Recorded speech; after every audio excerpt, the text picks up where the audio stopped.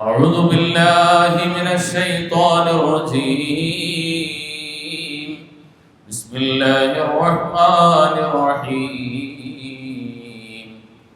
إن عدة الشهور عند الله 12 شهرا في كتاب الله يوم خلق السماوات والأرض منها 4 حرم ذلك الدين القيم فلا تظلموا فيهن أنفسكم. وقال نبينا وحبيبنا محمد صلى الله عليه وسلم إن الظلم في الشهر الحرام يعظم خطيئة ووزرا من الظلم فيما سواه وإن كان الظلم على كل حال عظيم.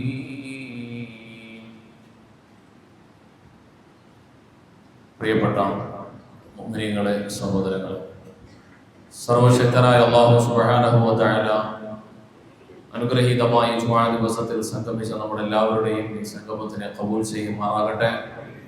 സ്വാലിഹായ അമലുകളുടെ കൂട്ടത്തിൽ അല്ലാഹു അതിനെ ഉൾപ്പെടുത്തി അനുഗ്രഹിക്കുമാറാകട്ടെ. ഈ പുണ്യമായ പള്ളിയിൽ എത്തപ്പെട്ട ഈ നമ്മൾ ഓരോരുത്തരും നമ്മുടെ വേണ്ടപ്പെട്ട മുഴുവൻ ആളുകളെയും നാളത്തെ വിജയികളിൽ അല്ലാഹു ഉൾപ്പെടുത്തുമാറാകട്ടെ. ശരിയായ തഖ്വയുടെ പാതയിലൂടെ സഞ്ചരിക്കുവാൻ വേണ്ടതെല്ലാം അല്ലാഹു നമ്മുടെ മുമ്പിൽ തരുമാറാകട്ടെ.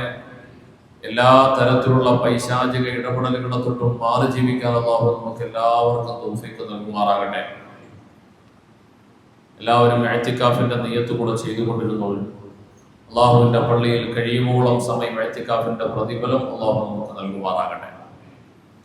പ്രിയമുള്ള മുഅ്മിനീങ്ങളെ, സഹോദരങ്ങളെ, കഴിഞ്ഞ ആഴ്ച നാം സംസാരിച്ചു തുടങ്ങിയത് ഹിജ്റത്തും 1446 വർഷത്തെ ശ്രേഷ്ഠമായ റജബിന്റെ മാസത്തിലാണ് നാം എത്തി നിൽക്കുന്നത്. സൃഷ്ടിചരാചരങ്ങളിൽ, സൃഷ്ടിപ്രപഞ്ചത്തിലെ ഒട്ടനേകം വസ്തുക്കൾ ഏതൊന്നു നോക്കിയാലും ഒന്നൊന്നിനേക്കാൾ ശ്രേഷ്ഠത കൽപ്പിക്കപ്പെട്ടതായി നാം കാണും. എന്തുകൊണ്ടാണ് ആ ശ്രേഷ്ഠതയും പവിത്രതയും എന്നതിനെ കുറിച്ച് ആലോചിക്കും. ചിലതിന് ചിലതിനേക്കാൾ മഹത്വം കൽപ്പിക്കപ്പെടുന്നതിലൂടെ വലിയ ലക്ഷ്യങ്ങൾ സൃഷ്ടാവിനുണ്ട് എന്നാ മനസ്സിലാവും. ആ മഹത്വവും ആദരവും ഏത് രൂപത്തിൽ കാത്തു സൂക്ഷിക്കപ്പെടണമോ അതൊരു വിശ്വാസിയെ സംബന്ധിച്ചിടത്തോളം വളരെ പ്രധാനപ്പെട്ട ഒരു കാര്യമാണ്. നബിയുനാ മുഹമ്മദുർ റസൂലുള്ളാഹി സ്വല്ലല്ലാഹു അലൈഹി വസല്ലമ തങ്ങൾ ഹജ്ജത്തുൽ വദാഇന്റെ വേളയിൽ അവസാനത്തെ പ്രഭാഷണത്തിൽ എടുത്തു പറഞ്ഞ 20ഓളം പോയിന്റുകളിൽ ഒരു പോയിന്റ്, പ്രധാനപ്പെട്ട ഒരു പോയിന്റ് ഇതായിരുന്നു നാം സൂചിപ്പിച്ചു പോയി. ഈ പ്രപഞ്ചം അതിന്റെ തുടക്കം മുതൽ തന്നെ അതിന് നിർണയിച്ച് നൽകപ്പെട്ട സമയത്തിന്റെ ചക്രം, അതിന്റെ ആ കാലഗണന അതനുസരിച്ച് നീങ്ങിക്കൊണ്ടിരിക്കുകയാണ്. അക്കൂട്ടത്തിൽ 12 മാസങ്ങളാണ് കാലഗണനം എണ്ണുന്നതിന് വേണ്ടിയിട്ട് തീരുമാനിക്കപ്പെട്ടത്. അതതിന്റെ തുടക്കം മുതൽ അങ്ങനെ തന്നെയാണ്. അതിൽ ചില മാസങ്ങളെ ആദരിക്കപ്പെട്ടതായിട്ടുണ്ട്. ആ മാസങ്ങൾ നിങ്ങൾ പ്രത്യേകം സൂക്ഷിക്കണം. അതിൽ ഫലാ തദ്ലിമൂ ഫീഹിന്ന അൻഫുസകും. ആ മാസങ്ങളിൽ നിങ്ങൾ അക്രമം പ്രവർത്തിക്കരുത്. ആ മാസങ്ങളിൽ തിന്മകൾ, വീഴ്ചകൾ സംഭവിക്കരുത്. ആ മാസങ്ങളിൽ എന്തെങ്കിലും അബദ്ധങ്ങൾ സംഭവിച്ചു പോയാൽ അത് വലിയ പാപമായി മാറും, വലിയ കുറ്റത്തിന് തുല്യമായി മാറും. മഹാനായ പരിശുദ്ധ ഖുർആനിന്റെ വ്യാഖ്യാതാവ്, പരിശുദ്ധ ഖുർആനിന്റെ അനുഗ്രഹീതമായ ഖുർആനിന്റെ വിജ്ഞാന ലോകത്തിന് പകർന്നു നൽകുന്ന ഏറ്റവും മുൻനിരയിലുള്ള മഹാനായ മുഫസ്സിർ, റഈസുൽ മുഫസ്സിരീൻ, മുഫസ്സിറുകളുടെ നേതാവ് എന്നറിയപ്പെട്ട മഹാനായ റഈസുൽ മുഫസ്സിരീൻ ഇബ്നു അബ്ബാസ് റളിയല്ലാഹു തആല അൻഹു അല്ലാഹുവിന്റെ റസൂലിന്റെ ഏറ്റവും അടുത്ത കുടുംബാദിയാണ്. പവിത്രമായ പരിശുദ്ധമായ മക്കയിലാണ് അവിടുന്ന് ജനിച്ചത്. ആ മക്ക മുക്കറമയിലാണ് ഓടിക്കളിച്ച് വളർന്നത്. പരിശുദ്ധ മക്കയെ കുറിച്ച് ഹബീബുനാ റസൂലുള്ളാഹി തങ്ങളിൽ നിന്നും കേട്ടത് ഈ മക്കയും മദീനയും ബൈത്തുൽ മുഖദ്ദസും മാത്രമാണ് ലോകാവസാനത്തിൽ ദജ്ജാലിന്റെ ഫിത്നയിൽ നിന്ന് സുരക്ഷിതമാക്കപ്പെടുന്ന ഇടം. ബാക്കി ദുനിയാവിലെ മുഴുവൻ സ്ഥലങ്ങളിലും ദജ്ജാൽ വരുന്നതാ. എല്ലാ പ്രദേശങ്ങളിലും മൺമറഞ്ഞു പോയ ഖബറാളികളുടെ മുമ്പിലൂടെ വന്നിട്ട് പോലും അവരെ പോലും വിളിച്ചുണർത്തിക്കൊണ്ട് ദജ്ജാൽ അവന്റെ റോള് നിർവഹിക്കുമെന്ന് പറയുമ്പോ അത് വരാത്ത, ആ ഫിത്ന ഉണ്ടാകാത്ത ലോകത്തെ അപൂർവം 3 സ്ഥലങ്ങളിൽ ഒരു സ്ഥലമാണ് പരിശുദ്ധമായ മക്ക മുകറമ. ആ പരിശുദ്ധ മക്കയിൽ അല്ലെങ്കിൽ മദീനയിൽ അല്ലെങ്കിൽ ബൈത്തുൽ മുഖദ്ദസിൽ കബറടക്കപ്പെടുവാൻ ആഗ്രഹിക്കാത്തത് ആരാണുള്ളത്? ആ പരിശുദ്ധ കഅബാലയത്തിന്റെ തിരുമുറ്റത്ത് ഓടിക്കളിച്ച് വളർന്ന, അവിടെ കഴിഞ്ഞുകൂടാൻ അവസരം കിട്ടിയ മഹാനായ റഈസുൽ മുഫസ്സിരീൻ ഇബ്നു അബ്ബാസ് റളിയല്ലാഹു തആല തന്റെ വിയോഗം അടുക്കുന്നു എന്ന് തോന്നി തുടങ്ങിയപ്പോ, തന്റെ അന്ത്യത്തോടടുക്കാൻ തുടങ്ങുന്നു എന്ന് മനസ്സിലായപ്പോ, അനുഗ്രഹീതമായ കഅബാലയത്തിന്റെ ചാരത്ത് കഴിയുന്നവര് ഒന്നിന് എത്രയോ ഇരട്ടി 1,00,000 ഇരട്ടി പ്രതിഫലമുള്ള ഇബാദത്തുകളാണ്. ഒരു നമസ്കാരത്തിന് 1,00,000 ഇരട്ടി നമസ്കാരത്തിന്റെ പ്രതിഫലം, ഓരോ പുണ്യകർമ്മത്തിനും അത്ര വലിയ പ്രതിഫലമുള്ള കഅബാലയവും ആ പരിശുദ്ധമായ മസ്ജിദുൽ ഹറമും ഉപേക്ഷിച്ചുകൊണ്ട് ഒരു 120 കിലോമീറ്റർ അപ്പുറമുള്ള പുണ്യപ്രവാചകന്റെ ഹബീബുന റസൂലുള്ളാഹി തങ്ങളുടെ പ്രിയപ്പെട്ട മാതാവും കുടുംബാദികളും എല്ലാം താമസിച്ചിരുന്ന ത്വായിഫ്, അവരുടെ കുടുംബാദികൾ ഉണ്ടായിരുന്ന ത്വായിഫിലെ റുഖ്ന എന്ന പ്രദേശത്തിലേക്ക് എത്തി. അവിടെയാണ് അദ്ദേഹം കഴിഞ്ഞുകൂടിയത്. ഇന്ന് ആ അനുഗ്രഹീത മഹാനായ റഈസുൽ മുഫസ്സിരീൻ ഇബ്നു അബ്ബാസ് റളിയല്ലാഹു തആല അൻഹുവിന്റെ ഖബർ സിയാറത്തിന് പോകുമ്പോൾ ത്വായിഫിലെ ഏറ്റവും പ്രധാനപ്പെട്ട ഖബറായി ഇവിടെ കാണാം. ആയിരക്കണക്കിന് 10,000-കണക്കിന് വിശ്വാസികൾ സിയാറത്തിന് പോകും. പരിശുദ്ധ മക്കയുടെ അനുഗ്രഹീതമായ കഅബാലയത്തിന്റെ തിരുമുറ്റത്ത് നിന്ന് അങ്ങ് ദൂരെയുള്ള ത്വായിഫ് എന്ന ഹബീബായ റസൂലുള്ളാഹി തങ്ങളെ ആട്ടി ഓടിക്കാൻ പോലും തയ്യാറായ ഒരു ജനസമൂഹം താമസിച്ചിരുന്ന ആ പ്രദേശത്തേക്ക് പോയി ഖബർ ഉണ്ടാകുവാൻ, അവിടെ ഖബറടങ്ങപ്പെടാൻ ആഗ്രഹിച്ചുകൊണ്ട്, അല്ലെങ്കിൽ തന്റെ മരണം ഈ കഅബയുടെ മക്കയുടെ പരിസരത്തിന്റെ പുറത്താകട്ടെ എന്ന് ആഗ്രഹിച്ചുകൊണ്ട് പുറത്തേക്ക് പോയതിന്റെ കാരണം എന്തെന്ന് ചോദിക്കുമ്പോ ഇബ്നു അബ്ബാസ് റളിയല്ലാഹു തആല ചോദ്യകർത്താക്കളോട് പറഞ്ഞു കൊടുത്തു, പരിശുദ്ധമായ മക്ക മുകറമ, അല്ലാഹു റബ്ബുൽ ആലമീൻ ഭൂലോകത്ത് ഈ പടച്ചറപ്പിന്റെ സാന്നിധ്യം ഈ ദുനിയാവിൽ എവിടെയാണുള്ളതെന്ന് ചോദിച്ചാൽ ഉറപ്പായിട്ടും ഒരു വിശ്വാസിക്ക് കണ്ണടച്ച് പറഞ്ഞു കൊടുക്കാൻ കഴിയുന്ന, ഒരു വിശ്വാസിക്ക് ഉറപ്പായിട്ടും ഇന്ന സ്ഥലത്തുണ്ടെന്ന് പറഞ്ഞു കൊടുക്കാൻ കഴിയുന്ന ഈ ഭൂമിയിലെ ഒരേ ഒരിടമേ അത് പരിശുദ്ധമായ ബൈത്തുല്ലാഹ് കഅബാലയമാണ്. ആ കഅബാലയത്തിന്റെ നേരെ മുകളിലോട്ട് പോകുമ്പോഴാ ബൈത്തുൽ മഅമൂർ, സദാസമയവും ലക്ഷക്കണക്കിന് വരുന്ന മലക്കുകൾ തവാഫ് ചെയ്തുകൊണ്ടിരിക്കുന്ന ബൈത്തുൽ മഅമൂർ, അവിടെ നിന്ന് പിന്നെയും കിലോമീറ്ററുകൾക്ക് അപ്പുറത്തേക്ക് പോകുമ്പോഴാ അല്ലാഹു റബ്ബുൽ ആലമീന്റെ സാന്നിധ്യമുള്ള അർശ്, പടച്ച റബ്ബിന്റെ സിംഹാസനമുള്ളത്. ആ അനുഗ്രഹീതമായ അർശിന്റെ താഴെ ബൈത്തുൽ മഅമൂർ, ആ ബൈത്തുൽ മഅമൂറിന്റെ താഴെ നേരെ താഴെ ആയിട്ടുള്ള പരിശുദ്ധ കഅബ ശരീഫ്. ആ കഅബ ശരീഫിലേക്കാണ് നമ്മൾ എല്ലാവരും മുഖത്തിരിച്ച് നമസ്കരിക്കുക. എല്ലാ വിശ്വാസികളും ലോകത്തിന്റെ നാനാഭാഗങ്ങളിലുള്ള മുഴുവൻ പള്ളികളും മുസല്ല വിരിച്ച് നേരെ അഭിമുഖീകരിക്കുന്നത് ആ മക്കത്തെ കഅബ ആലയത്തിലേക്കാണെങ്കിൽ, ആ കഅബ ആലയം അനുഗ്രഹത്തിന്റെ ഭൂമിയിലെ കേദാരമാണ്. ആ കേദാരത്തിന്റെ പരിസരത്ത് ഈ അനുഗ്രഹങ്ങളൊക്കെ വർഷിക്കുമ്പോഴും ഇത്ര വലിയ പ്രതിഫലങ്ങൾ ലഭിക്കുമ്പോഴും ഇവിടെ വേറൊരു കുഴപ്പമുണ്ട്. ഈ കഅബാലയത്തിന്റെയും ഹറമിന്റെയും മക്കയുടെയും പരിധിയുടെ ഉള്ളിൽ വെച്ച് എങ്ങാനും ഒരു പാപം സംഭവിച്ചു പോയാൽ, എങ്ങാനും ഒരു അമളി സംഭവിച്ചു പോയാൽ, ഒരു വീഴ്ച സംഭവിച്ചു പോയാൽ, ഇതിന് 1,00,000 ഇരട്ടി നന്മയുള്ള സ്ഥലത്ത് അതുപോലെ ഒന്നിന് 70 ഇരട്ടി ശിക്ഷയായിരിക്കും ഉണ്ടാവുക. ആ ശിക്ഷ എനിക്ക് താങ്ങാൻ ചിന്തിക്കാൻ കഴിയില്ല. മനുഷ്യനാണ്, മനുഷ്യ സഹജമായി എന്തെങ്കിലും സംഭവിച്ചു പോയേക്കാം, എന്തെങ്കിലും വീഴ്ചകൾ സംഭവിച്ചു പോയേക്കാം. എങ്ങാനും സംഭവിച്ചാൽ നന്മ പ്രതിഫലങ്ങൾ ആഗ്രഹിച്ചുകൊണ്ട് ഇവിടെ നിൽക്കുമ്പോൾ ആ പ്രതിഫലം കിട്ടുന്നതിനേക്കാളും തിന്മയൊന്നും ചെയ്യാത്ത പാപം ഇങ്ങോട്ട് വരണ്ട എന്ന് കരുതി മാറിപ്പോയെങ്കിൽ, എന്റെ പ്രിയമുള്ളവരെ, ഞാൻ പറഞ്ഞു വരുന്നത്, ഒരു സ്ഥലത്തിന് അല്ലാഹു റബ്ബുൽ ആലമീൻ ആദരവ് കൽപ്പിച്ചിട്ടുണ്ടെങ്കിൽ, ഒരു പ്രദേശത്തിന് ഒരു വസ്തുവിന് ആദരവ് കൽപ്പിച്ചിട്ടുണ്ടെങ്കിൽ, ഒരു മാസത്തിന് നിങ്ങൾ ആദരിക്കണമെന്ന് പറഞ്ഞിട്ടുണ്ടെങ്കിൽ, ആ സമയത്തിന്, സന്ദർഭത്തിന്, ദിവസത്തിന്, സ്ഥലത്തിന് ഇതിന്റെ ആദരവ് തീർച്ചയായിട്ടും നൽകപ്പെട്ടിരിക്കണം. ഉയരങ്ങളിൽ നിന്ന് വീണുപോയാൽ, ഉയരങ്ങളിലൂടെ ഫ്ലൈറ്റിൽ സഞ്ചരിക്കുന്ന ഒരാൾ വീണുപോയാൽ അവനെ പിന്നെ ബാക്കി ഉണ്ടാവുകയില്ല. ഒരുപാട് ചികിത്സക്കൊന്നും അവനെ കിട്ടുകയില്ല. ആ രൂപത്തിലുള്ള അപകടമാണ്, ബുദ്ധിമുട്ടാണ്. പരിശുദ്ധമായ ഖുർആൻ പഠിപ്പിക്കുന്ന ശ്രേഷ്ഠമായ 4 മാസങ്ങളിൽ എന്തെങ്കിലും അബദ്ധം പറ്റിയാൽ, എന്തെങ്കിലും വീഴ്ചകൾ സംഭവിച്ചു പോയാൽ അവന് സംഭവിക്കുന്നത് ഉയരങ്ങളിൽ നിന്നും വീഴുന്ന ഒരാളെ പോലെയാ. പരിശുദ്ധ ഖുർആൻ 4 മാസങ്ങളെ എടുത്തു പറഞ്ഞുകൊണ്ട് പറഞ്ഞു, ഫലാ തളിമൂ ഫീഹിന്ന അൻഫുസകും, ഈ 4 മാസങ്ങളിലും നിങ്ങൾ ഒരു തരത്തിലും അക്രമം, നിങ്ങൾ സ്വശരീരങ്ങളോട്, നിങ്ങളുടെ ആത്മാക്കളോട് നിങ്ങൾ അക്രമം പ്രവർത്തിക്കാൻ പാടില്ല. ഭാരതന്മാരായ മുഫസ്സിരീങ്ങൾ, ഇമാമുമാർ പഠിപ്പിച്ചു തരുന്നു, ഈ അക്രമം പ്രവർത്തിക്കരുതെന്ന് പറഞ്ഞെങ്കിൽ എന്താണ് ഈ അക്രമം കൊണ്ട് ഉദ്ദേശിച്ചത്? 2 രൂപത്തിലാണ് അക്രമം ഉള്ളത്. ഒന്ന്, ളുൽമുൻ ബിർതികാബിൽ മആസി, ഈ മാസങ്ങളിൽ നമ്മൾ പാപങ്ങൾ ചെയ്തു പോവുക, അതാണ് ഏറ്റവും വലിയ ശ്രദ്ധിക്കേണ്ട വിഷയം. ഒന്ന്, നമ്മൾ അറിയാതെ പാപങ്ങൾ ചെയ്യുക, അത് ഈ മാസം.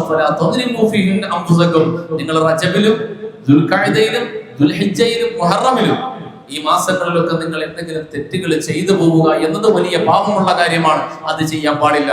വളരെയധികം നിങ്ങൾ സൂക്ഷിക്കണം. രണ്ടാമത്തേത് നന്മകളിൽ നിന്ന് വിദൂരത്തിലേക്ക് പോവുക. ചെയ്യാൻ പഠിപ്പിച്ച നിർബന്ധിതമായി നാം പൂർത്തീകരിക്കേണ്ട ഫർദായ കർത്തവ്യങ്ങൾ, കടമകൾ ഏതൊക്കെയാണോ അതിൽ നിന്ന് നമ്മൾ വിദൂരത്തിലേക്ക് പോവുക. ഈ രണ്ട് വിഷയവും ശ്രദ്ധിക്കേണ്ടതുണ്ട് എന്നാണ് പഠിപ്പിച്ചത്. രണ്ട് കാര്യവും നമ്മൾ ശ്രദ്ധിക്കണം എന്നാണ് പഠിപ്പിച്ചത്. ഈ 4 മാസങ്ങൾ അതിലേറ്റവും ശ്രേഷ്ഠത പഠിപ്പിക്കുന്ന 4 മാസങ്ങളിൽ ഒരു മാസമാണ് പരിശുദ്ധമായ റജബ്. കഴിഞ്ഞ ആഴ്ച സൂചിപ്പിച്ചു പോയി. ഈ റജബിന്റെ പ്രത്യേകത, ഈ റജബിലല്ലയോ നമസ്കാരം നിർബന്ധമാക്കപ്പെട്ടത്. ഈ അനുഗ്രഹീത റജബിന്റെ വരാനിരിക്കുന്ന ആഴ്ചയിലെ ചരിത്ര പ്രസിദ്ധമായ ഒരു രാവിനാണ് നബിയുനാ ത്വഹാ റസൂലുള്ളാഹി അല്ലാഹുവിന്റെ അടുക്കലേക്ക് ക്ഷണിക്കപ്പെട്ടത്. അതിന് തിരഞ്ഞെടുക്കപ്പെട്ട മാസം റജബായിരുന്നു. പരിശുദ്ധ ഖുർആൻ സൂറത്തുൽ ബഖറ, ആ സൂറത്തുൽ ബഖറയുടെ 277-ാമത്തെ ആയത്ത്, യസ്അലൂനക അനിശ് ശഹ്രിൽ ഹറാം ഖുൽ ഖിതാലുൻ ഫീഹി കബീർ വസ്സദ്ദുൻ അൻ സബീലില്ലാഹ്. യുദ്ധത്തിനെ കുറിച്ച് ഈ പവിത്രമായ മാസങ്ങളിൽ യുദ്ധം നടത്തപ്പെടേണ്ട സാഹചര്യം വന്നാൽ എന്താണ് അതിനെ കുറിച്ച് പറയാനുള്ളത് എന്ന് ആളുകൾ ചോദിച്ചു വന്നേക്കാം. വലിയൊരു ചരിത്രത്തിന്റെ ഭാഗമാണ്. ഈ മാസങ്ങൾ നമ്മൾ ആദരവ് കൽപ്പിക്കണം, അതിന് ബഹുമാനം കൊടുക്കണം.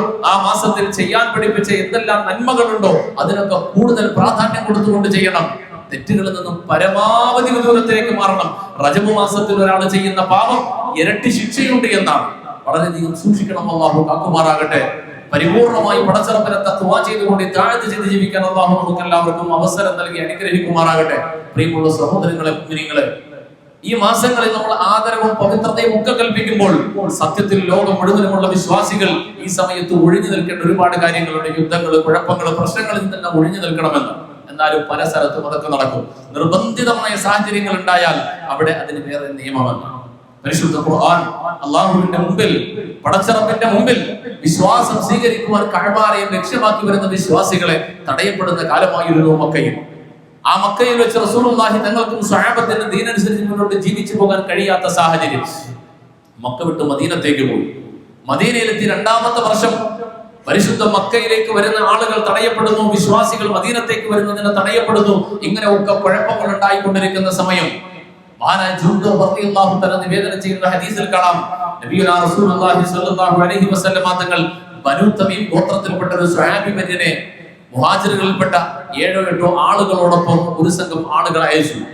ഈ പോകുന്ന ആളുകളോട് ഒരു കത്ത് കൊടുത്തിട്ട് പറഞ്ഞു, ഈ കത്ത് നിങ്ങൾ 2 ദിവസം കഴിഞ്ഞിട്ട് എവിടെ എത്തുമോ അവിടെ എത്തിക്കഴിഞ്ഞിട്ട് മാത്രമേ ഈ കത്ത് പൊട്ടിച്ച് നിങ്ങൾ വായിച്ചു നോക്കേണ്ടതുള്ളൂ. 2 ദിവസം കഴിഞ്ഞു. അവർ കത്ത് പൊട്ടിച്ച് വായിച്ചു നോക്കുമ്പോൾ കൊടുത്തിരിക്കുന്നത് ത്വായിഫിന്റെയും മക്കയുടെയും ഇടയിലുള്ള നഖ്ല എന്ന് പറയുന്ന പ്രദേശമുണ്ട്. ആ സ്ഥലത്ത് പോയാൽ ഖുറൈശികളുടെ നീക്കങ്ങളെ കുറിച്ച് നമുക്ക് മണത്തറിയാൻ പറ്റും. അവിടെ പോയി നിന്നുകൊണ്ട് ഖുറൈശികളുടെ നീക്കം മണത്തറിഞ്ഞ് ആ വിവരവുമായിട്ട് വരിക, ആ വിവരവുമായിട്ട് കൊണ്ടുവരിക. ആ തീരുമാനം അവർ നടപ്പിലാക്കാൻ ആഗ്രഹിച്ച് മുന്നോട്ട് പോയി. യാത്രക്കിടയിൽ 2 പേർ വഴിതെറ്റിപ്പോയി. 2 സംഘങ്ങളെ 8 പേരിൽ 2 പേര് വഴിതെറ്റി വേറെ ഭാഗത്തോട്ട് പോയി. അവരിങ്ങനെ പോയി ഒരു സ്ഥലത്ത് എത്തി നിൽക്കുമ്പോൾ നോക്കുമ്പോൾ അവിടെ നിന്ന് മക്കയുടെ ഭാഗത്ത് നിന്നും ത്വായിഫിലേക്ക് പോകും. ത്വായിഫിൽ നിന്നും മക്കയുടെ ഭാഗത്തേക്ക് വരുന്ന 2 ആളുകൾ, 3 ആളുകൾ ഒരു കുതിരപ്പുറത്ത് വരികയാണ്. അതിൽ പ്രധാനപ്പെട്ട കള്ളു കച്ചവടക്കാരനായ ഹലറമി എന്ന് പറയുന്ന ഒരു മനുഷ്യനും ഉണ്ടായിരുന്നു. ത്വായിഫിലെയും മക്കയിലെയും പ്രധാനപ്പെട്ട അബ്കാരി കോൺട്രാക്ടറായിരുന്നു. പുള്ളിക്കാരൻ വലിയ കള്ളിന്റെ ചുവടുമായി മൃഗത്തിന്റെ പുറത്ത് കയറ്റിയിട്ട് തായിഫിൽ നിന്നും മക്കയിലോട്ട് വരികയാണ്. ഇവർ മക്കയിലെ ഖുറൈശികളുടെ പ്രധാന വരുമാന മാർഗത്തെ അങ്ങോട്ടും ഇങ്ങോട്ടും പരസ്പരം സഹായിച്ചു കൊണ്ടിരിക്കുന്നവരാണ്. മക്കയും ത്വായിഫും ഒക്കെ ആ സമയത്ത് വിശുദ്ധ ഇസ്ലാമിനെതിരെ അതിശക്തമായി ശത്രുപക്ഷത്ത് നിൽക്കുന്ന ആളുകളാണ്. അപ്പൊ ഇവരുടെ കച്ചവടവും ഈ വരവും പോക്കുമെല്ലാം ഇസ്ലാമിന്റെ നാശം തന്നെയാണ്. അവരുമായിട്ട് ചെറിയ മൽപ്പിടുത്തമുണ്ടായി. ഹലറമി എന്ന് പറഞ്ഞ മനുഷ്യനെ മഹാനായ അബൂ ഉബൈദത്ത് ബിൻ ജറാഹ് റളിയല്ലാഹു തആലയുടെ കൂട്ടത്തിലുണ്ടായിരുന്ന മാനവുള്ള അമ്പേറ്റുകൊണ്ട് ആ മനുഷ്യൻ വീണു മരിച്ചു. അടുത്ത ദിവസം തന്നെ ശത്രു സമൂഹം പ്രചരിപ്പിക്കാൻ തോന്നി. ഖുർആൻ പറയുന്നതൊന്ന്, മുഹമ്മദ് റസൂലുള്ളാഹി ചെയ്യുന്നത് വേറൊന്ന്. ഖുർആൻ പറയുന്നതൊന്ന്, മുഹമ്മദ് റസൂലുള്ളാഹി ചെയ്യുന്നത് വേറൊന്നാണ്. ആ സമയത്തിലാണ് പരിശുദ്ധ ഖുർആൻ അവതരിക്കുക. റജബും ഇതേപോലെ ശ്രേഷ്ഠതയുള്ള ഈ മാസങ്ങളും ഏതെല്ലാം രൂപത്തിൽ പവിത്രതയും ആദരവും ഒക്കെ കൽപ്പിക്കപ്പെടണമോ അത് അതുപോലെ കൽപ്പിക്കപ്പെടേണ്ടതുണ്ട്. ദൗർഭാഗ്യവശാൽ ഈ കൊലപാതകം, ഈ മനുഷ്യന്റെ വധം നടക്കുന്നത് പിന്നെ ജമാദുൽ മുഹറ മാസത്തിന്റെ അവസാന ദിവസത്തിലാണോ റജബിന്റെ ആദ്യത്തെ ദിവസത്തിലാണോ ഒരു കൺഫ്യൂഷൻ ഉണ്ടായി. അവര് പറഞ്ഞു റജബിന്റെ 1 എന്നാൽ സ്വഹാബത്തിന്റെ കണക്കുകൂട്ടലിൽ ജുമാദുൽ ഊലയുടെ അവസാനമാണ്. അതായത് യുദ്ധം, അക്രമമല്ല യുദ്ധം, അതുപോലെ സമരവും മറ്റുമെല്ലാം തടയപ്പെട്ട ദിവസം ആയിട്ടില്ല എന്ന ധാരണയിലാണ് ചെയ്തത്. അവർ പറഞ്ഞു, ഇല്ല, മുസ്ലിമീങ്ങൾ നിയമം പറയുന്നതൊന്നും ചെയ്യുന്നത് വേറൊന്നാണെന്ന് പറഞ്ഞു. ഈ ചോദ്യവുമായിട്ട് വരും. അപ്പോൾ അല്ലാഹു പറയും, ഓ നബി, അങ്ങയുടെ അടുക്കൽ വന്നിട്ടവര് ശഹറുൽ ഹറാം പവിത്രമായ മാസത്തിനെ കുറിച്ച് ചോദിച്ചു വരും. ആ സമയത്ത് പറയും, അതെ, അതിലൊരു മാറ്റവും തന്നെ സംഭവിച്ചിട്ടില്ല. റജബിന്റെ ആദരവിൽ ഒരു കുറവും സംഭവിച്ചിട്ടില്ല. ആദ്യമായിട്ട് റജബിന്റെ പവിത്രത പിച്ച് ചീന്തിയത് മുഹമ്മദ് റസൂലുള്ളാഹിയുടെ സഹാബത്താണെന്ന് അവർ പറഞ്ഞപ്പോ അല്ലാഹുവിന്റെ ഖുർആൻ പറഞ്ഞു, ഇല്ലേ ഇല്ല, ഇല്ലേ ഇല്ല. പരിശുദ്ധ ഖുർആൻ പറഞ്ഞു, ഖുൽ ഖിതാലുൻ ഫീഹി കബീർ. അതിന് യുദ്ധം ചെയ്യലും കുഴപ്പങ്ങൾ ഉണ്ടാക്കലും ഏറ്റവും വലിയ കുഴപ്പം തന്നെയാണ്. എന്നാൽ ഒരു കാര്യം അറിയണം, അതിലെ കുഴപ്പത്തിന് ചില പ്രത്യേകതകളുണ്ട്. എല്ലാ കുഴപ്പങ്ങളെയും എല്ലാ വിഷയങ്ങളെയും ഒരുപോലെ കാണാൻ പറ്റില്ല. അല്ലാഹുവിന്റെ മാർഗത്തിലേക്ക് വരുന്ന വിശ്വാസികൾ ഒരാൾ തടയാൻ ശ്രമിക്കുകയാണ്. പരിശുദ്ധ മക്കത്തേക്ക് വരുന്നതിന് കലിമ ചൊല്ലാൻ വരുന്ന ഒരു മനുഷ്യനെ തടയാൻ ശ്രമിക്കുന്നുവെങ്കിൽ ആ തടസ്സത്തിനെ നീക്കിക്കൊണ്ട് മുന്നോട്ട് പോകാൻ വിശ്വാസിക്ക് അനുമതിയുണ്ട്, വിശ്വാസിക്ക് സ്വാതന്ത്ര്യമുണ്ട്. പരിശുദ്ധ റമദാനുകളിൽ അതുപോലെ ഇതുപോലെയുള്ള പവിത്ര മാസങ്ങളിലൊക്കെ കുഴപ്പങ്ങൾ ഉണ്ടാകുമ്പോൾ പലപ്പോഴും അതിനെതിരെ ശക്തമായ നടപടികളും നിലപാടുകളും സ്വീകരിക്കേണ്ടി വരാറുണ്ട്.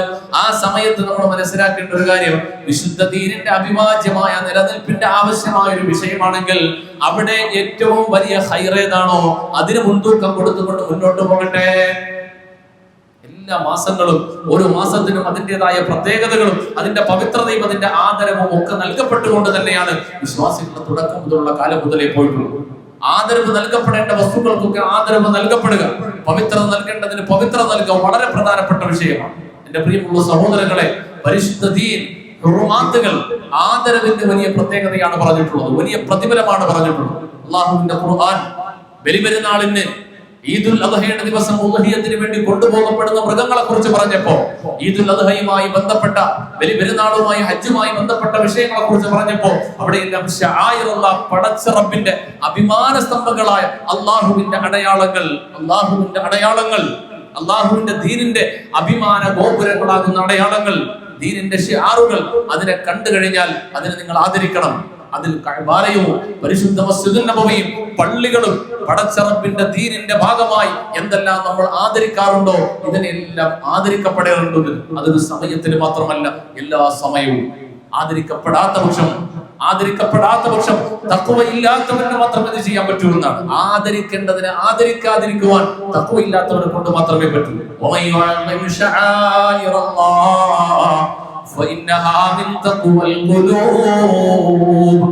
ഹൃദയത്തിന്റെ തഖ്വയുടെ ഭാഗമാണ്.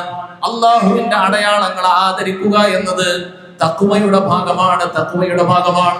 എന്റെ പ്രിയമുള്ളവരെ, നമ്മൾ അറിയുമോ, നമ്മൾ ഓരോരുത്തരുടെ ദൈനംദിന ജീവിതത്തിൽ അല്ലാഹുവിന്റെ ആദരിക്കപ്പെടേണ്ട ശിആറുകളെ എത്ര നിന്ദ്യമായി നിസാരവൽക്കരിക്കുന്ന എത്രയോ ആളുകൾ നമ്മളോടൊപ്പം ഉണ്ടാകും. ഒരുപക്ഷെ നമ്മുടെ ശ്രദ്ധയിൽപ്പെട്ടിട്ടുണ്ടാവില്ല. നമ്മൾ ആരെങ്കിലും നമ്മുടെ വീട്ടിലുള്ള നമ്മുടെ ദൈനംദിന ജീവിതത്തിന്റെ ഭാഗമായി പടച്ച റബ്ബ് ആദരിക്കാൻ പറഞ്ഞ എത്രയോ കാര്യങ്ങളെ വളരെ നിസ്സാരമായി വീടുകളിൽ എന്നല്ല പള്ളികളിൽ പോലും പടച്ച റബ്ബിന്റെ ശിആറുകളെ ആരാധരിക്കുന്ന എത്രയോ അനുഭവങ്ങൾ ഈ മുഅ്മിനീങ്ങളായ ഉമ്മത്തിന്റെ മുമ്പിലൂടെ കടന്നു പോകുന്നുണ്ട്. നമ്മൾ അറിയുന്നില്ല.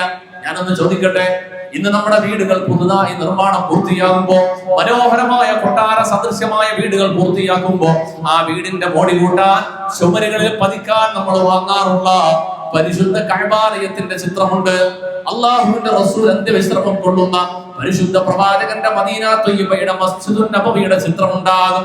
മനോഹരമായ സീനറികളും ആൽബവും ഒക്കെ ഉണ്ടാകും. ഇത് വീടിന്റെ ബർക്കത്തായിട്ട് അല്ലെങ്കിൽ വീടിന്റെ ഒരു സന്തോഷമായിട്ടൊരു മുസ്ലിമിന്റെ വീട് തിരിച്ചറിയട്ടെ.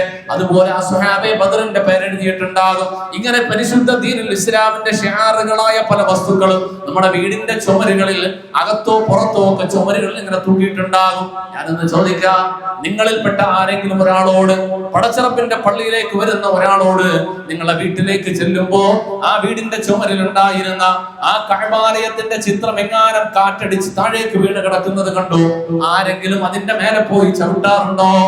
എങ്ങാനും ഒരു കുട്ടി അതിന്റെ മേലെ പോയി ചവിട്ടുന്ന രംഗം കണ്ടാൽ കാണുന്ന മുതിർന്നവരായ മാതാപിതാക്കൾ, രക്ഷകർത്താക്കൾ വളരെ വേദനയോടെ അന്താളിപ്പോടെ നിലവിളിച്ചുകൊണ്ട് കുട്ടിയെ ശകാരിക്കും, അതെടുത്തു മാറ്റും.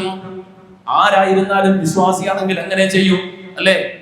പരിശുദ്ധ കഅബാലയത്തിന്റെ ചിത്രമാകട്ടെ, മദീന ത്വയ്യിബയുടെ ചിത്രമാകട്ടെ, പരിശുദ്ധ ഇസ്ലാം ആദരിക്കാൻ പറഞ്ഞ ഏതൊരു ചിത്രവും ഏതൊരു വസ്തുവും തറയിൽ കിടന്നാൽ, നിലത്തു വീണ് കിടന്നാൽ നമ്മൾ അത് ആദരവ് കൽപ്പിക്കും. ഒരാളെയും അതിന്റെ മേലെ ചവിട്ടാൻ അനുവദിക്കില്ല.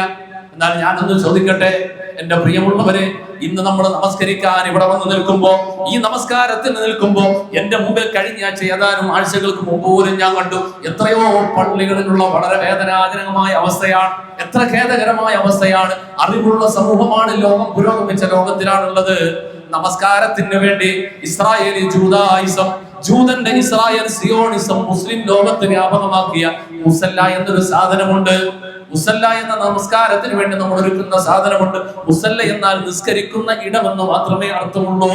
നിസ്കരിക്കുന്ന ഇടം, ഈ സ്ഥലം, നിങ്ങൾ ഇരിക്കുന്ന ഈ സ്ഥലം, ഇതിനാണ് മുസല്ല എന്ന് പറയാം. സഫായിട്ടുകൾ ഇരിക്കുന്നു, നിസ്കരിക്കുന്ന ഒരാൾ നിസ്കരിക്കുന്ന ഇടം. ഈ നിസ്കരിക്കുന്ന ഇടത്തിനെ, ഒരു പ്രത്യേക ഷീറ്റിനെ, ഒരു കോറത്തുണി, ആ കോറത്തുണിയെ മുസല്ല എന്ന് സമൂഹത്തിൽ ഇങ്ങനെ പഠിപ്പിച്ച് പറഞ്ഞ് അതിനെ മുസല്ലയാക്കി എന്ന് മാറ്റി. അതിനെ മുസല്ലയാണെന്ന് വിശ്വസിപ്പിച്ചു. ഈ മുസല്ലയുടെ ഉപയോഗം എങ്ങനെയാണ്? ഈ മുസല്ലയുടെ ഉപയോഗം എങ്ങനെയാണ്? ചില പള്ളികളിൽ ചെന്നാൽ മുൻഭാഗം മുതൽ അവസാനത്തെ സഫ് വരെ നിരത്തിയിട്ടുണ്ടാകും മുസല്ല. ഇങ്ങനെ ഉണ്ടാവും. ആ മുസല്ല മുഴുവനും അല്ലാഹുവിന്റെ പരിശുദ്ധ കഅബാലയത്തിന്റെ ചിത്രം കുത്തിവെച്ചിരിക്കുകയാണ്. നബിയുനാ ത്വാഹ റസൂലുള്ളാഹി അന്ത്യവിശ്രമം കൊള്ളുന്ന മദീന ത്വയ്യിബയുടെ ചിത്രം കൊത്തിവെച്ചേക്കാം. അതിന്റെ മേലെ എത്ര വട്ടമാണ് ചവിട്ടി നടന്നുകൊണ്ട് പള്ളിയുടെ മുമ്പിലേക്ക് പോകും. അതിന്റെ മേലെ ചവിട്ടിക്കൊണ്ട് നമ്മൾ പോവുകയാണ്. നമ്മൾ ആലോചിക്കുന്നുണ്ടോ, തന്റെ വീടിന്റെ ചുമരിലിരിക്കുന്ന ഇതേ കഅബാലയത്തിന്റെ ചിത്രം വലിച്ചു താഴെ ഇട്ടിട്ടൊന്ന് ചവിട്ടാൻ പറഞ്ഞാൽ അതിന്റെ മേലെ ചവിട്ടാൻ നമ്മൾ പോയിട്ട് നമ്മൾ ആരെങ്കിലും അനുവദിക്കില്ല എന്ന് ഉറച്ചു വിശ്വസിക്കുന്ന മുസ്ലിമിനെ കൊണ്ട് നൂറുകണക്കിന് വട്ടം ചവിട്ടിപ്പിക്കുക. തീർന്നോ? ഇല്ല. ഇനി നിങ്ങൾ ചില തൈക്കാവ് പള്ളികളിൽ, നമസ്കാര പള്ളികളിൽ ചെന്ന് നോക്കി, പാവങ്ങളുടെ പ്രദേശത്തുള്ള പള്ളികളിൽ ചെന്ന് നോക്കി, ആരെങ്കിലും സമ്പന്നനായ ഒരാൾ നല്ലൊരു മുസല്ല കൊണ്ടുവന്ന് കൊടുത്താൽ ഈ ചിത്രം മായാത്ത ആ മുസല്ലയുടെ സ്ഥാനം ഇങ്ങനെ ബാക്കിലോട്ട് പോയി ഹൗദും കരയിൽ നിന്നും ഒന്നുകൊടുത്ത് വരുന്നവർ ചവിട്ടുമെത്തയ്ക്കായിട്ട് ഉപയോഗിക്കുന്നത് കണ്ടിട്ടില്ലേ? ചവിട്ടുമെത്തയായിട്ട്.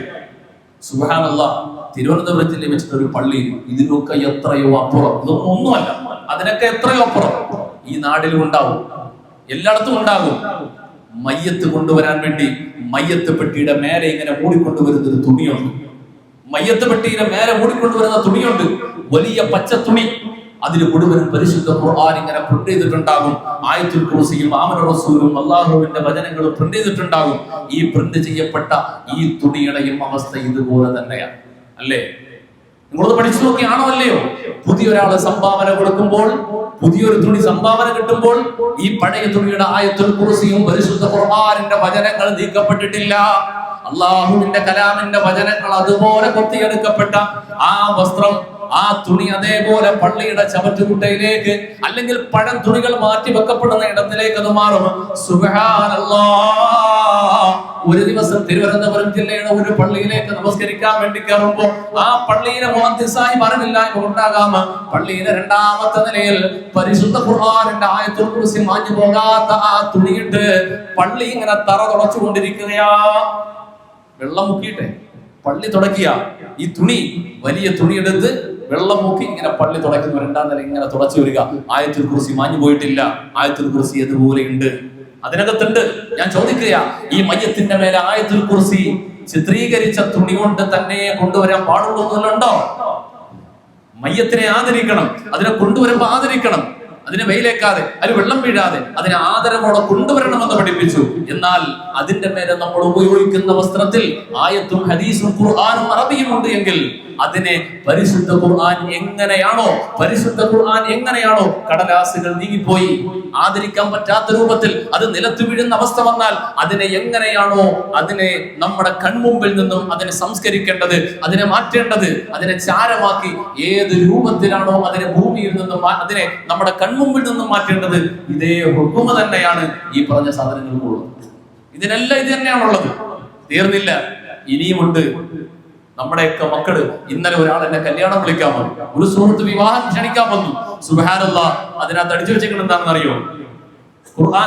നമ്മൾ പലപ്പോഴും നമ്മുടെ കല്യാണ ലെറ്ററുകൾ വാങ്ങിയിട്ട് ഇങ്ങനെ വായിച്ചു നോക്കണം. ومن آياته أن خلق لكم من أنفسكم أزواجا لتسكنوا إليها وجعل بينكم مودة ورحمة. ഇന്ന ഫീ ദാലിക ലആയാതിൻ ലിഖൗമി യതഫക്കറൂൻ. അല്ലാഹുവിന്റെ പരിശുദ്ധ ഖുർആനിന്റെ ആയത്ത് വിവാഹത്തിനെ കുറിച്ച് പറയുന്ന, ഇന്ന തുണകളായി ജീവിക്കേണ്ടതിന്റെ ആവശ്യകതയെ കുറിച്ച് പറയുന്ന ഈ പരിശുദ്ധ ഖുർആനിന്റെ ആയത്ത് കല്യാണത്തിന്റെ ലെറ്റർ അടിക്കുമ്പോ, വിവാഹത്തിന്റെ ക്ഷണക്കത്തടിക്കുമ്പോ അതിന്റെ മേലെ മനോഹാരിതയ്ക്ക് വേണ്ടി അച്ചടിക്കുകയാ. ഞാനൊന്ന് ചോദിക്കട്ടെ, നമ്മുടെ വീടുകളിലേക്ക് കൊണ്ടുവരുന്ന കല്യാണ ലെറ്ററിന്റെ അവസ്ഥ എന്താണ്? ഞാൻ കണ്ടിട്ടുണ്ട്. കല്യാണ ലെറ്ററിന്റെ കോലം എങ്ങനെയാണെന്നറിയുമോ? ഒരുപാട് വിവാഹങ്ങൾ ഇങ്ങനെ ക്ഷണിക്കാറുള്ള ആളാണെങ്കിൽ ആദ്യം വരുന്ന കത്തുകൾ ഇങ്ങനെ ഏതെങ്കിലും ഒരു ബോർഡിന്റെ ഉള്ളിൽ ഇങ്ങനെ തൂക്കിയിടും, ഒന്നൊന്നായിടും. നമ്മളൊക്കെ ഇങ്ങനെ സ്ഥിരമായി ഒരുപാട് പേര് വിളിക്കും. അപ്പോ നമ്മുടെ ഫ്രണ്ട് ടേബിളിന്റെ മുമ്പിൽ മറന്നു പോകാതിരിക്കാൻ ആദ്യത്തെ കത്ത് മുമ്പിൽ കാണാൻ ഇങ്ങനെ ഇടും.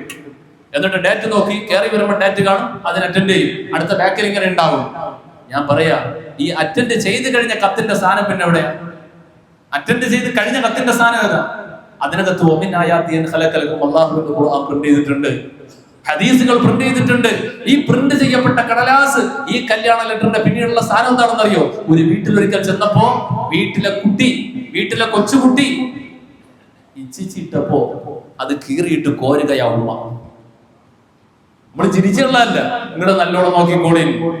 നമ്മുടെ വീട്ടിലെ സ്ത്രീകള് പെട്ടെന്ന് എങ്ങാനും കുട്ടി ഹാളിലോ പുരയിലോ എവിടെയെങ്കിലും വൃത്തികേട് ഉണ്ടാക്കിയാൽ, മലമൂത്രം ഇട്ട് കഴിഞ്ഞാൽ അടുത്തുള്ള ഏത് കടലാസാണ് ഇച്ചിരി കട്ടിയുള്ളത് കീറും, കോരിയെടുക്കും.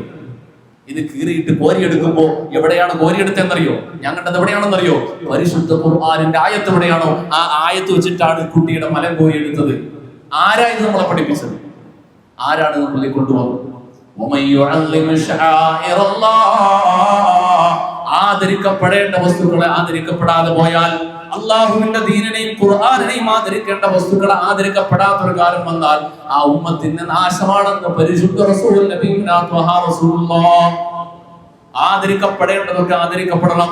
ഖുർആൻ, ഹദീസ്, അദ്കാറുകൾ, അതുപോലെ കിതാബുകൾ, ഗ്രന്ഥങ്ങൾ ഒക്കെ ആദരിക്കപ്പെടേണ്ടത് തന്നെയാണ്. സാന്ദർഭികമായി പറഞ്ഞു പോവുകയാണ്.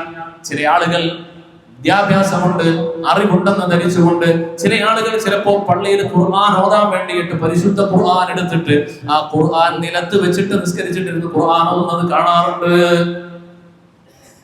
ഖുർആൻ എടുത്തത് ഓതാനാണ്.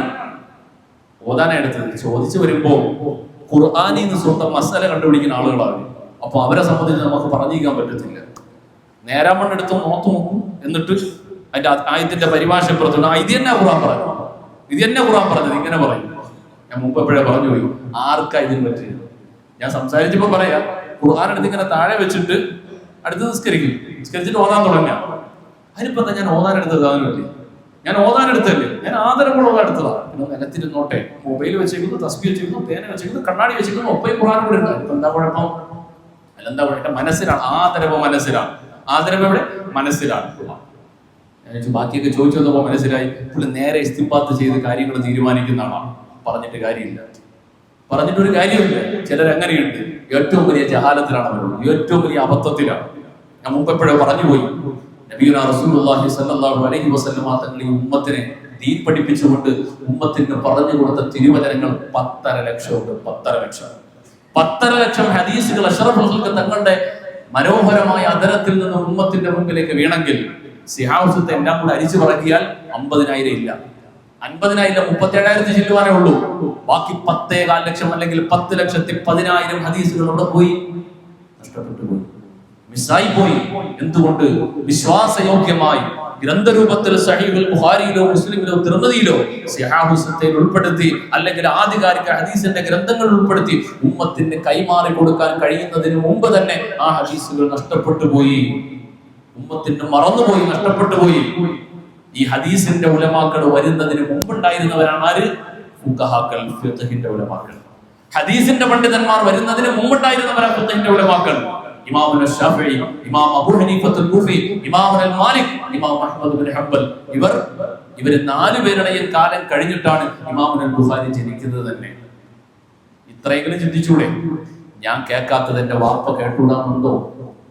ഞാൻ കേൾക്കാത്തത്, ഞാൻ അറിയാത്തത് എന്റെ ഉപ്പാക്ക് കിട്ടിക്കൂടാന്നുണ്ടോ? തീർച്ചയായിട്ടും ഞാൻ അറിയാത്ത ഒരുപാട് കാര്യം എന്റെ വാപ്പാക്ക് അറിയാം. അതെല്ലാം എനിക്ക് കിട്ടണമെന്നുണ്ടോ? ഇല്ല. അപ്പൊ ഞാൻ അറിഞ്ഞത് മാത്രം ശരി, എനിക്കറിയാൻ കഴിയാത്തതൊക്കെ ഇസ്ലാമിൽ ഇല്ലാത്തതെന്ന് പറഞ്ഞ് മാറ്റിയാൽ എവിടെ എത്തും? അവസാനം ദലാലത്തിലേക്ക് പോയിട്ട് എത്തും. അതായിരുന്നു പുള്ളിക്കാരൻ പറഞ്ഞത്. അപ്പൊ ഇങ്ങനെ വിചാരിക്കുന്ന ഒരുപാട് ആളുകളുണ്ട്. അവരോട് ഇത്രേ പറയാനുള്ളൂ, അള്ളാഹു ആദരിക്കാൻ പറഞ്ഞ കാര്യങ്ങൾ ആദരിച്ചിരിക്കണം, ഇല്ലെങ്കിൽ ഈമാൻ നഷ്ടപ്പെട്ടു പോകും. അതാണ് സംഭവിക്കുക.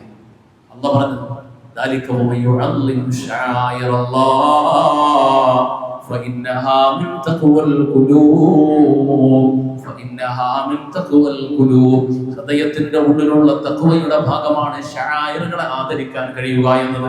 അള്ളാഹു ആദരിക്കാൻ പറഞ്ഞ മാസങ്ങളെ ആദരിക്കാൻ കഴിയുക എന്നത്, അള്ളാഹു ആദരിക്കാൻ പറഞ്ഞ സ്ഥലങ്ങളെ ആദരിക്കാൻ കഴിയുക, അള്ളാഹു ആദരിക്കാൻ പറഞ്ഞ വ്യക്തികളെ ആദരിക്കാൻ കഴിയുക. ഉലമാക്കളെ ആദരിക്കണം, ഔലിയാക്കളെ ആദരിക്കണം, മഹത്തുക്കളെ ആദരിക്കണം, പരിശുദ്ധ ഖുർആനിന്റെ ഇൽമിനെ ആദരിക്കണം, പരിശുദ്ധ ഖുർആനും ഹദീസും പഠിക്കുന്ന ഇടങ്ങളെ ആദരിക്കപ്പെടണം.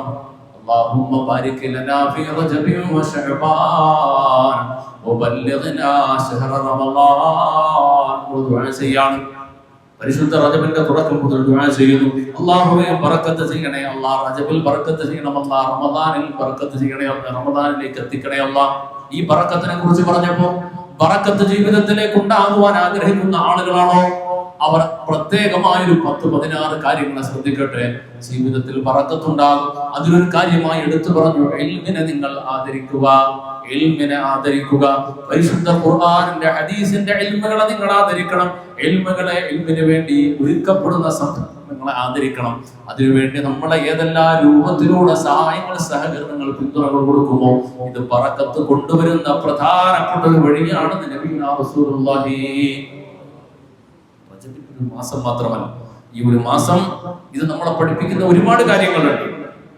നമ്മുടെ ശിരസ് ഓരോ മനുഷ്യനും ഈ ഭൂലോകത്ത് വീഴുമ്പോൾ, ജനിച്ചു വീഴുമ്പോൾ അവന്റെ ആ വരവ് തന്നെ ഒരു അത്ഭുതമാണ്.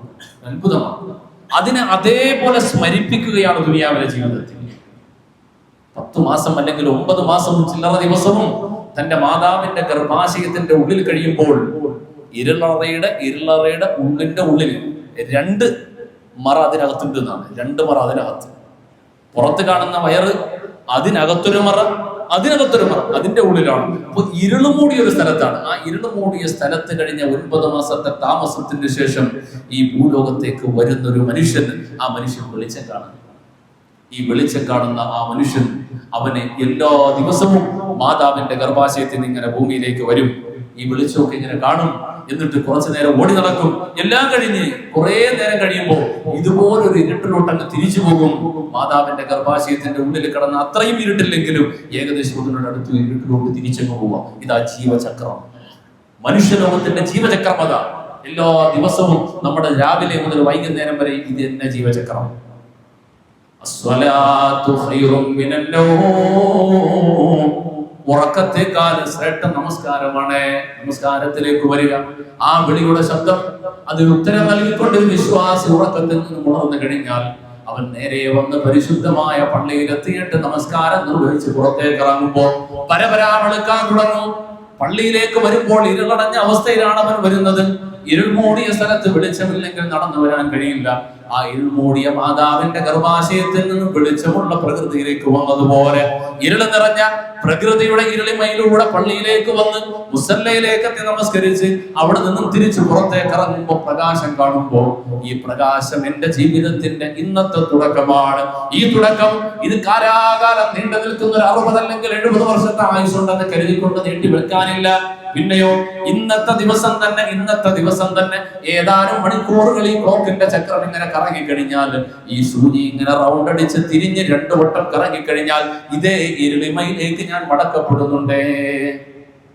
ഒരു 12 മണിക്കൂർ സമയം അല്ലേ? രാവിലെ സുബഹിയുടെ ബാങ്ക് കഴിഞ്ഞ് നേരം പുലർന്ന ഒരു 12 മണിക്കൂർ കഴിയുമ്പോൾ വീണ്ടും അതേ ഇരുളിമ. ആ ഇരുളിമയാണ് ഈ പള്ളിയുടെ ചുറ്റാകെ നമ്മൾ കാണുന്ന ഖബർസ്ഥാനിന്റെ ഉള്ളിൽ അന്ത്യവിശ്രമം കൊള്ളുന്ന നമ്മളെല്ലാവരും സിയാറത്ത് ചെയ്ത് നമ്മൾ ദുആ ചെയ്തിട്ട് പോകുന്ന നമ്മുടെ ഏറ്റവും വേണ്ടപ്പെട്ടവർ മേൽമണ്ണിന്റെ അടിയിലെ ആ പലകയുടെ അടിയിലായിട്ട് കിടക്കുന്ന ആ ഖബറിന്റെ ഉള്ളിലെ ഇരുള്, ആ ഇരുളിലേക്ക് നമ്മൾ എല്ലാ ദിവസവും വൈകുന്നേരം മടങ്ങിയെത്തുക. നേരം പുലരുമ്പോ ശക്തമായ ഇരുട്ടിൽ നിന്നും പുറത്തു വന്ന് വൈകുന്നേരം അതേ ഇരുട്ടിലോട്ട് നമ്മൾ തിരിച്ചു പോവുക. ആ ഇരുട്ടിൽ നിന്നും ഇരുട്ടിലേക്കുള്ള കേവലം 12 മണിക്കൂറുള്ള ഒരു ജീവിതത്തിന് 1000 വർഷം ആഗ്രഹിക്കുന്ന മനുഷ്യനെ പോലെ ജീവിക്കാൻ നിന്നാൽ ജീവിതമേ ഒന്നുമല്ലാതെയായി പോകും. പരിശുദ്ധ റജബ് നമ്മളിലേക്ക് എത്തുമ്പോ ഈ റജബ് നമ്മളോട് അറിയിക്കുന്നത് ഇങ്ങനെ നിങ്ങളുടെ ജീവിതം നിങ്ങൾ അലക്ഷ്യമായി എണ്ണി തീർത്തു പോകാതെ, പിന്നെയോ വരാനിരിക്കുന്ന റമദാനുണ്ട്.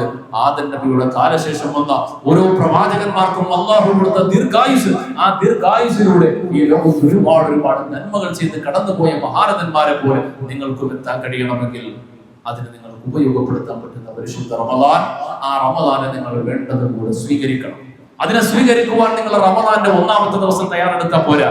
റമദാനിന്റെ ഒരു മാസം മുമ്പുള്ള ഷഅബാനിന്റെ ഹിലാൽ കാണുമ്പോൾ, ഷഅബാനിന്റെ മാസപ്പിറവി കാണുമ്പോൾ നിങ്ങൾ തയ്യാറെടുക്കണം.